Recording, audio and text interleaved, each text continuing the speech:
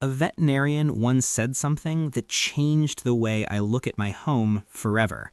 He said, "The most dangerous place for a cat is the place where owners stop looking." That sentence deserves time, because most people think danger lives outside. Cars, dogs, weather, strangers.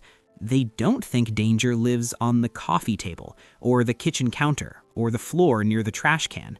But that's exactly where many indoor cats are quietly lost.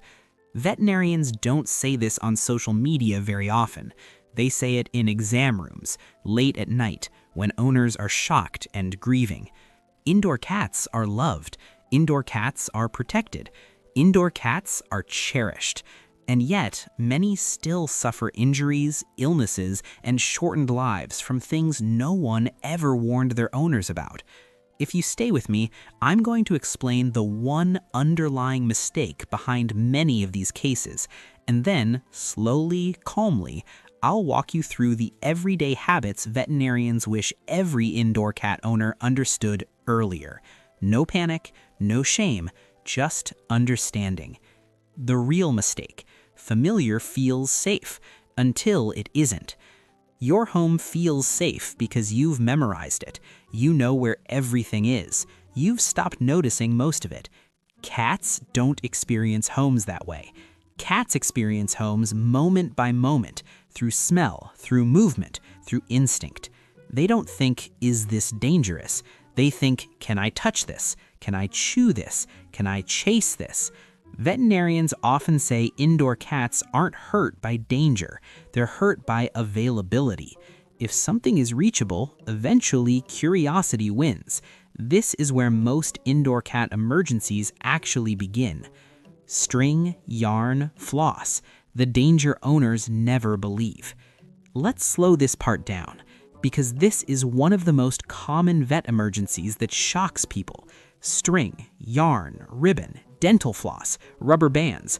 These objects exist in almost every home. They're small, quiet, easy to overlook. Cats don't see them as objects. They see them as movement. Movement triggers instinct.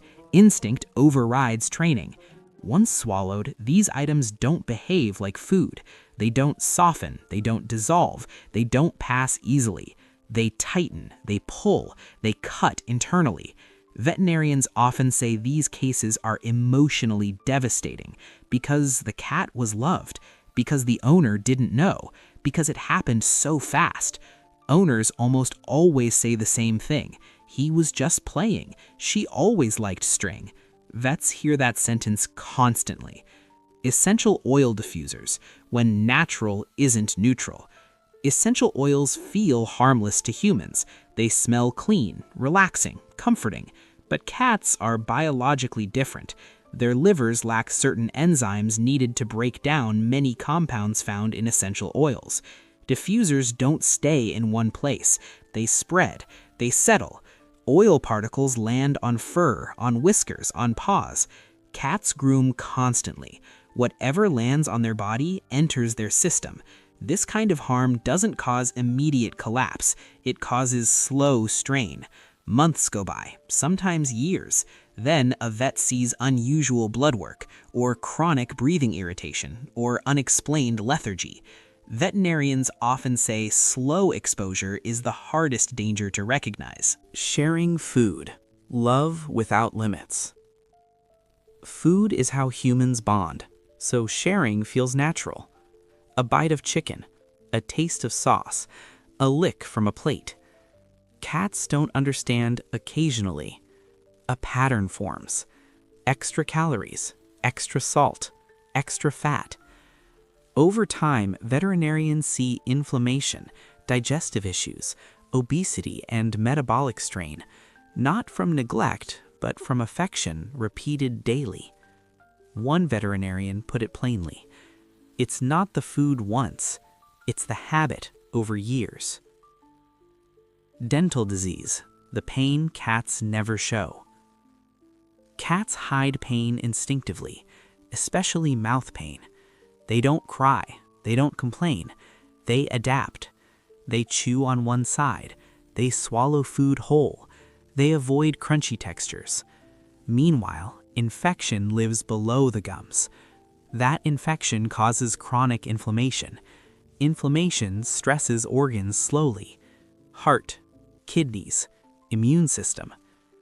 Many cats labeled lazy or grumpy are actually living with constant discomfort.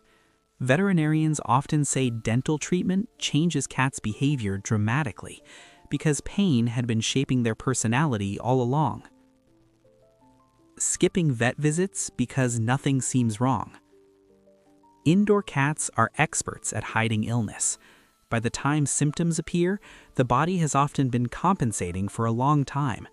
Routine exams and blood work aren't about hunting disease, they're about noticing change. Tiny changes, early warnings. Caught early, many conditions are manageable. Caught late, options narrow. Veterinarians don't recommend routine testing casually. They recommend it because they've seen the cost of waiting. Windows, balconies, and instinct.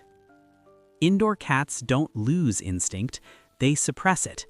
A bird flashes by, a sound startles them. Reflex takes over. Screens loosen. Cats squeeze through spaces that seem impossible. Falls and escapes happen in seconds, not minutes.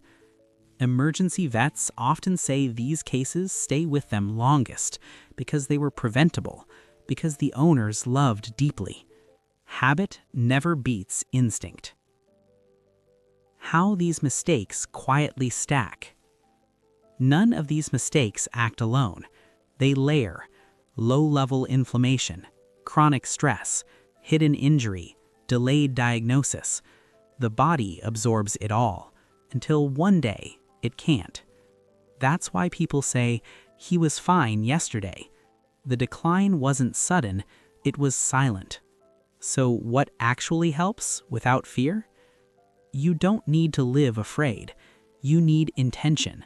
Putting strings away, avoiding scented air, keeping food boundaries, checking teeth, keeping vet routines, securing windows. Each step feels small. Together, they add years. Veterinarians often say the longest-lived cats don't live in perfect homes. They live with observant owners. If you're listening and thinking, "I've done some of these," that doesn't make you careless. It makes you human. Awareness isn't guilt. It's love adjusting. I once heard an owner say quietly, "I wish someone had said this sooner." That sentence stays with you. If you've ever changed something in your home because of your cat, or learned a lesson later than you wanted, share it below. Someone reading quietly tonight may need your experience more than advice. And if you want, tell me your cat's name and age. Indoor cats deserve long lives and to be remembered out loud.